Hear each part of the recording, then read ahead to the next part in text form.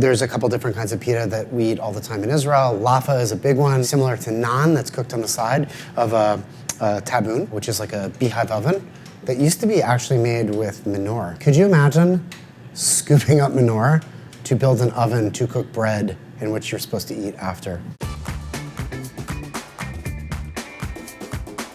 What's up? My name is Mike Solomonov. I'm from Philly. I'm the chef at a restaurant called Zahav, and we're gonna make some pita for my book, Israeli Soul.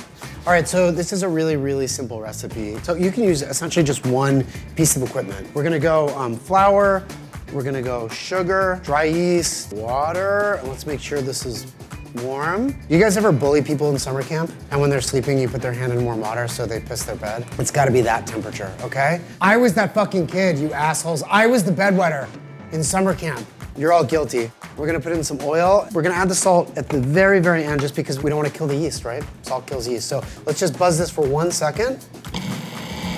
Okay, now we're gonna throw in the old salt. All right, now we're gonna let this mix for 1 minute, okay? 1 minute is all it needs.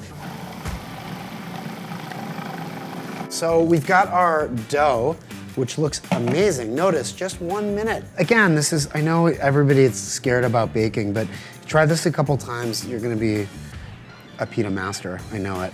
Good, and what's nice about this, I mean, this is relatively wet, so it's gonna be a little bit hard to work with. I'm gonna show you a little trick on how to shape this really, really nicely.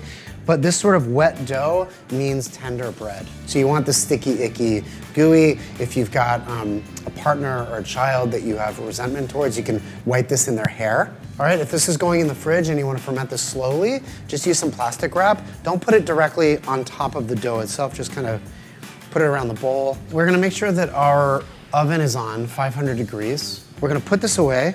We're gonna do the impossible, which is to lift this up with our forearms and try to open the fucking fridge without getting bread dough everywhere. And we're gonna let it rest for 3 hours or at room temperature about 30, 40 minutes. Pita in general is just kind of the word for bread, right? We know pita as the thing with the pocket, which is actually called kubes or kubes, depending on where you are. When we make pita though, we like to make the pocket pita. In Israel, they actually have like chocolate spread, which is like Nutella without any promise of being healthy. And lunch would be fresh pita cut in half, stuffed with chocolate spread. So we've got our dough ready to go. It's nice and sort of soft. Let's get our flour. Let's get our hands kind of wet, but not too much water because you don't want to add water to the dough. You're gonna dig in, kind of deflate, take a little ball here, and then we're just gonna sort of toss it around and squeeze it into a nice little ball, like that. If it looks misshapen, if it looks not perfectly circular, that's okay. You're just a human being. And we're gonna do like a little Munchies exclusive hack here. Now, originally, the OG recipe, we would take this, roll it out, and sort of blast it right into the oven. But what we're gonna do is actually roll it out once it rises slightly, and then we're gonna let it rise one more time. We're gonna sprinkle a little flour. All right, we're gonna come back in a couple minutes. Our pita balls have sort of relaxed and rested, which is great. Now, normally what we've done, and what we even did in our cookbook, was roll them out and immediately go into the oven, all right? But for you all, you special people, we're gonna actually do a third rise, which I think is gonna really help us out. And the idea is not to expel the air. Remember, we wanna keep the air to keep those really nice bubbles. But the idea is to sort of flatten it out and to sort of shape it, okay? So even if your dough is like a little bit wet, you can be very liberal with the flour.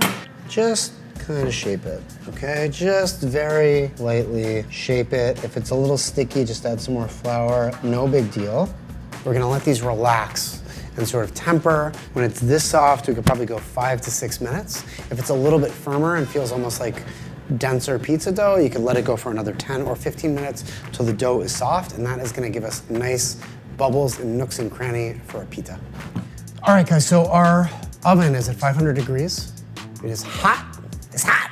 We've also got a cast iron pan in there, upside down, which is gonna be our pizza stone, or our pita stone, if you will. If you don't have that, we also have sheet trays in there, upside down, which is gonna be a very important thing. We've got our peel. If you don't have one of these, try to use a really big, long burger spatula, okay? So you can really get underneath You wanna try to be as quick as possible, too. For every 5 seconds that the oven's open, you lose in between 25 and 50 degrees, which is what you need. We need that heat, all right? So, in. Immediately close the door, and we're gonna let the pita rise. After just a few minutes, we're gonna flip it and let it cook on the other side, okay? Which is, again, this is like our little secret.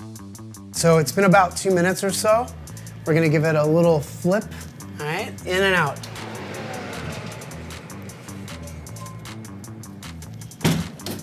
Who doesn't love bread? Anything that's warm and fresh and hot, right? And to me, that's sort of epitomized with pita. Even my dad used to like butter pita, fresh pita, and stuff it with salami, which is not at all kosher, but there's something to like melted butter or melted fat inside of this perfect vehicle.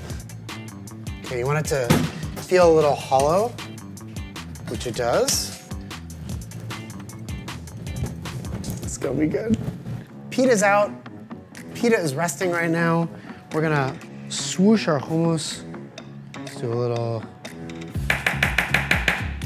You really want to get up there. So like, it's like if you were riding a half pipe on a snowboard, you know, you want to be able to get up on the walls to eat pita with somebody. You want to go wipe some pita. So you really want to make sure that you can like get up on the side and really scoop. Olive oil, paprika, and then we've got all these dope salads that we serve at Laser Wolf. You can pack it into the pita for a sandwich. You can eat it over the sink in your bathrobe, which is how I do it. This is anything that you want. This is all vegan.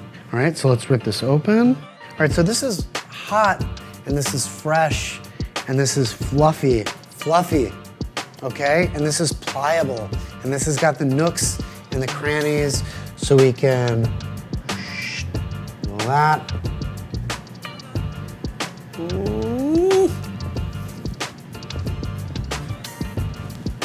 You can keep your truffles and foie gras. Hot, fresh pita and hummus is as good as it gets. Let's go over here. We're gonna feed some to Faraday. Yay! How is it, boss? So good! You all know how to do this on your own. If you fuck it up, that's okay. Just try it again. It's not a big deal. The recipe for this is below. Just click below or get Israeli Soul, the cookbook. Otherwise, I'll see you in Philly at Zahav, or I'll see you in Brooklyn at Laser Wolf. And enjoy.